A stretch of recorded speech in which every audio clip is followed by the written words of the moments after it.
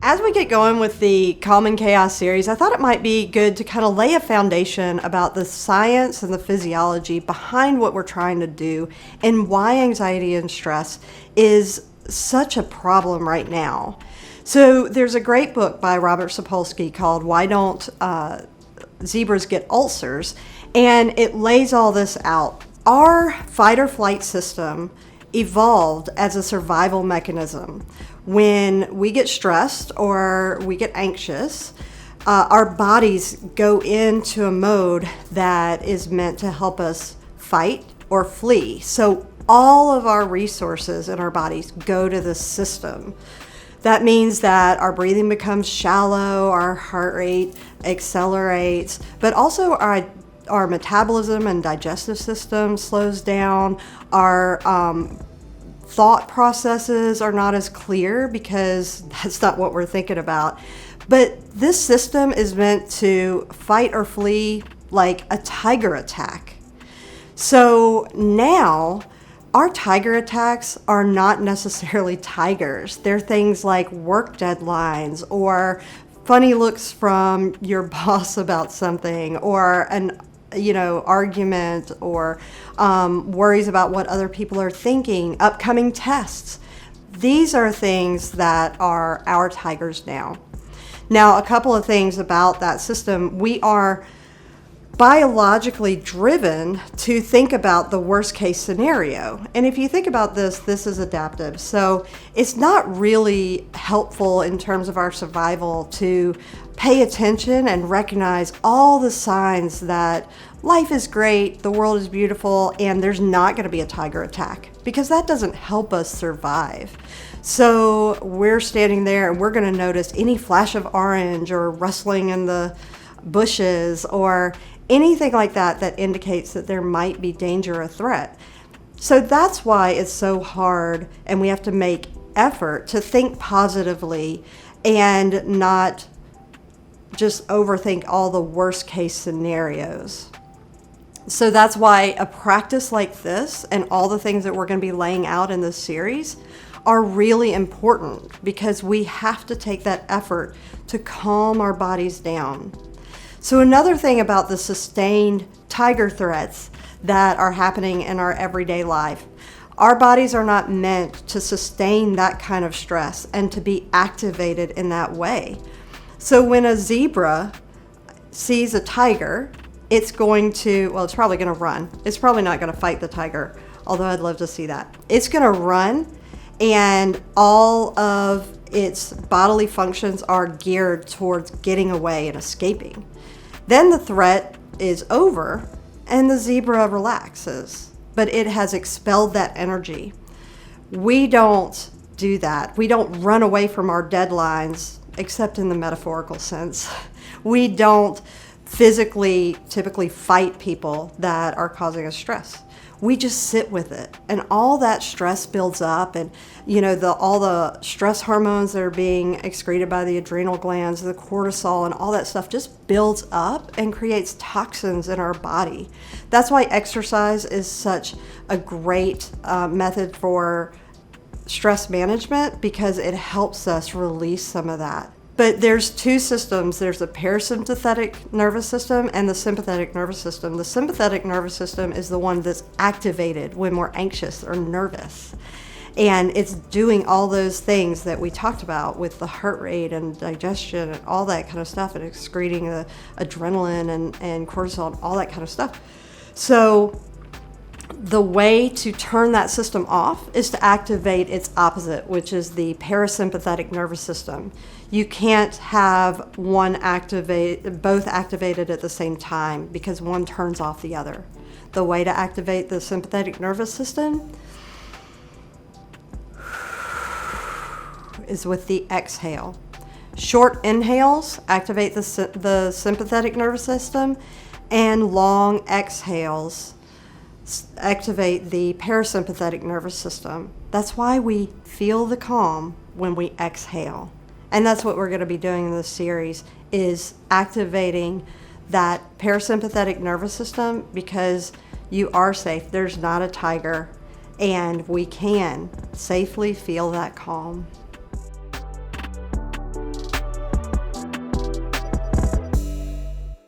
Part of the Calm and Chaos series is anxiety management, and the other part is stress reduction. So when we're talking about stress reduction, these are things that you can do either in your life or your mindset to really reduce the amount of stress that you experience.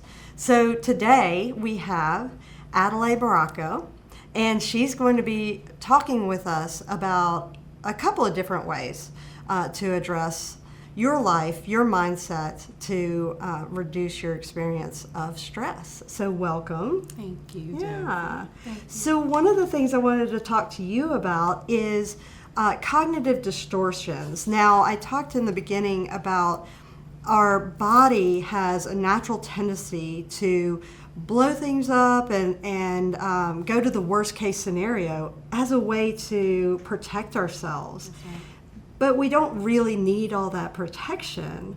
So what are some ways that our brain naturally messes things up, it stresses us out, and how can we combat that? That's right. So I'm glad you said that it is a way that the body tries to protect us. That is absolutely true. Some different ways that cognitive distortions manifest are like black or white thinking. So thinking in really concrete terms about whether A or B happens without having any gray in between. That's one major way. I was going to say that one way that I know that I'm having black or white thinking is when my language reflects, oh, this always happens to me, or I never win the lottery. That's right. Exactly. It's all or nothing, and that's so easy. You're always yelling at me, or you're never bringing me gifts. When we think like that, that doesn't give any opportunities for seeing any other perspective. So, and we trap ourselves in that way of thinking, and that creates a lot of misery. So yes, always or nothing for sure. Catastrophizing is a huge one. I'm good at that one. Yeah, me too. I mean, especially in what's happening right now. Yes. It's easy to kind of see the very worst that can happen, but seeing the very worst and kind of projecting that out as being what's going to happen, that happens a lot too. That's like a huge one. It really does. Like that idea that this is the end of everything. And, one place that I do this a lot is with deadlines. Like that idea that if I miss a deadline, well, then, so-and-so's not going to be happy, and then they're going to get mad, and they're going to tell everybody else, and then I lose my reputation, and then I lose my job, and then I can't get another job, and then I'm going to be homeless in the street, like just huddled up with my dogs and my children in the, corner, and begging for anyway. Yeah. Exactly. And I mean, that's so worst case scenario, and it's so easy to go there. I mean, again, especially with everything that's happening, but often that's not the case, and we think that the worst is going to happen, but that rarely happens. The worst rarely happens. One way that I like to combat that is to actually play that out. What is the worst that could happen? So, let's say I'm, go to that nth degree, missing a deadline. Well, what actually would happen? Well, I'd, go to my person that needed the stuff. I might contextualize it, like, well, this was going on, or and the reality is I'd probably just get an extension. Exactly. And we don't think about the gray. We don't think about the reality of what could or what probably will happen. So it's easy to do it, and like you said, we all do it, but rarely does that happen. Very rarely. Personalizing things, so kind of taking everything personally. Seeing things that happen as directly happening to us, that's something that we do a lot too. Again, it's really easy to do because we're kind of the center of our universe, and that's all we see. Yeah. But again, things are rarely personal, and that's something that personally for me, it's taken a lot to really understand that. But it's also life changing to really start to understand. It's not really all about me, even though, this is all I see. So personalization is a huge one too. Red lights. The city of Oxford has set up red lights to try to make me late to places. Exactly. Exactly. And we see that as this is happening intentionally to make me late. Yeah. Right. But, yeah, that's not a thing. I don't really believe that. Right. Exactly. But it's easy to believe because, again, if that's all we see, then it's easy to kind of take that and interpret that as that's what's happening. Right. Or if I'm having a bad day, I've spilled my coffee on myself, I, am late to this because I was stuck behind a tractor coming in, and then all the red lights. I mean, it just feels like the universe or whatever is against me, and the reality is I just notice all the bad things that are happening because that's where my mind is geared. Exactly. And then another one that's big, and I see this over and over, and like the people I see is should statements, like saying what should happen as opposed to what is happening. And, kind of projecting out what we anticipate, should be happening to us, and kind of almost like this, I don't want to say entitlement, but almost thinking like, hey, this is what I think should be happening. So should statements, I see it over and over, kind of like, this virus shouldn't be happening right now, or, and obviously it's hurtful, it's hard that it's happening, but really questioning what should and should not be, and kind of being in a place of acceptance can be huge. Well, it's so hard to get to a place of acceptance when you're caught up in the injustice or the shit. And that's not to say that the virus should be happening, or that, there's certainly reasons to say, well, this should never happen. But when you get caught up in it, it really inhibits you from working in that, okay, what can I do? I accept that it is what it is. And, I accept that so that I can work within it rather than being so drugged down. Because, man, if we get caught up in the way things should be, like, we should all be just carrying around flowers and, hugging each other and with, love just pouring out all the time, and everything, in my opinion, should be free. But that's not the way it is. Yeah. So I have to, accept all of that so that I can do my job and live my life. And exactly. Yeah. That's a good point. You said, not necessarily that we need to accept what's happening, but more so being able to operate within it in a way where we can be functional and understanding sometimes things are how they are, but how can we do things to change it without being angry about what should be, based on our ideas of what should be. So those are kind of the biggest ones. There's another one called Heaven's Fallacy. It's basically, if I'm a good person, the better of a person I am, the more things will come to me, almost like depositing into a bank account. And I'm going to be a good person, but then things not working out the way we think that they should because we're doing good and we're being a good person. I find that to be something that I see a lot too. The idea of I'm a good person, so bad things shouldn't happen. Yeah. And that's not necessarily that being a good person. Yes, being a good person, is a good thing, but it's not necessarily an automatic way to, hey, things that I think should happen are going to happen. And again, that kind of mixes in with should statements too, but I see that a lot. Well, I think in the athletic culture, a version of that is this idea that, I think a lot of us grew up with that if you work hard enough, you can do anything. Yep. And it's like the most well-intentioned, terrible lie that parents tell their children, that you can be anything that you want to be. And if you work hard enough and put your mind to it, you can achieve anything. And I think that it is important to put your mind to it and work as hard as you can.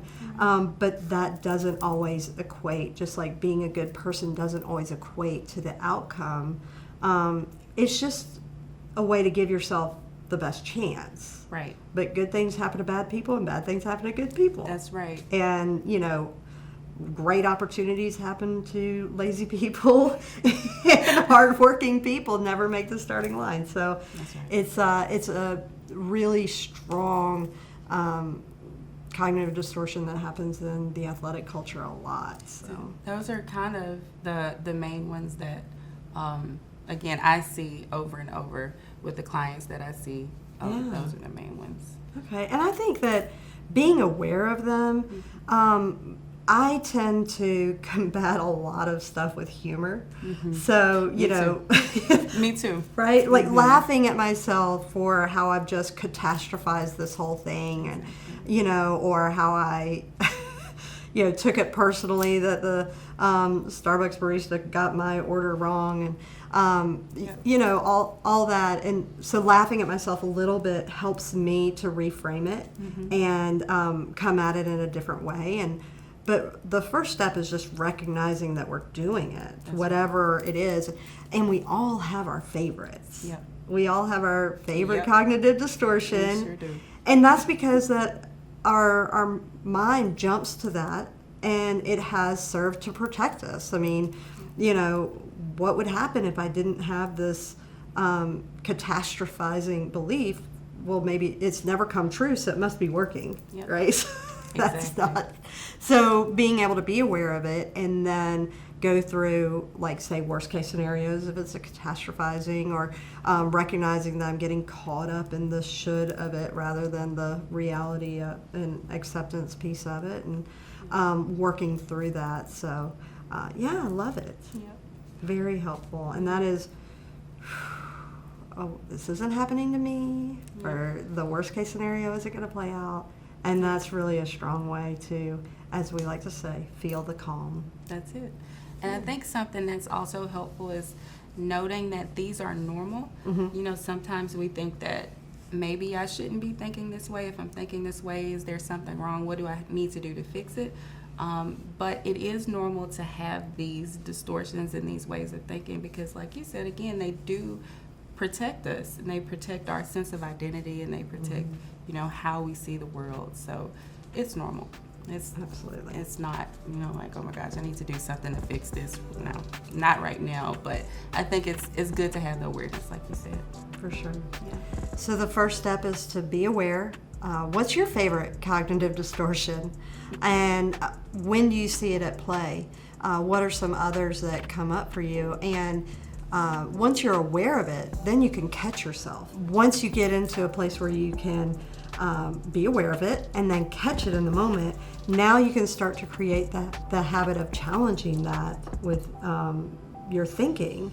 And once you get to a place where you're consistently challenging, then the cognitive distortions tend to, they don't last as long, and they don't feel as anxiety provoking, and the stress dissipates, and then in that way you can feel the calm.